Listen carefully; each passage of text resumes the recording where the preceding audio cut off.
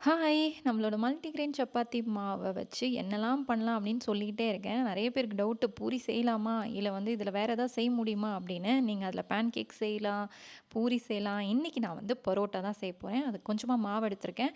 இது கொஞ்சமா உப்பு, சர்க்கரை சேர்த்து, தண்ணி சேர்த்து நல்லா சப்பாத்தி மாவு மாதிரி சாஃப்ட்டா பெசஞ்சு ஒரு 20 மினிட்ஸ் ஊற விட்டுருங்க.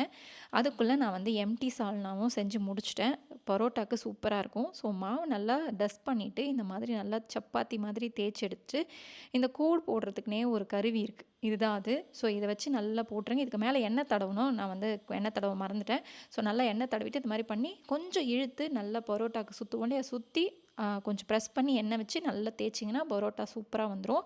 இதை நீங்கள் லஞ்ச் பாக்ஸுக்கு பேக் பண்ண போகிறீங்க அப்படின்னா சுட்ட உடனே நீங்கள் வந்து ஹாட் பேக்கில் வச்சுருங்க. நல்லா இந்த மாதிரி பரோட்டாவை அடித்து ஹாட் பேக்கில் வச்சுட்டிங்கன்னா நல்லா சாஃப்டாகவே இருக்கும். நம்மளோட சைல்டுஹுட் ஃபுட்டுன்னு நிறைய இருக்கும். அந்த மாதிரி இந்த ஃபிங்கரில் மாட்டி ஒரு அப்பளம் சாப்பிடுவோம் தெரியுமா? அது ரீசெண்டாக கிடச்சிது. அதை தான் இன்றைக்கி வாங்கி பொரிச்சு ஆதிய குட்டி லஞ்ச் பாக்ஸில் பேக் பண்ணியிருக்கேன். நீங்கள் 90s கிட்டா இருந்தீங்கன்னா அந்த 90s மிட்டாய் அந்த மாதிரிலாம் இருக்கும் இல்லையா? அதில் ஏதாவது ஒரு ஃபேவரட்டான திங் உங்களுக்கு இருக்கும்.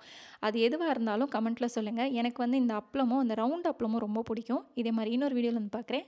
பாய்.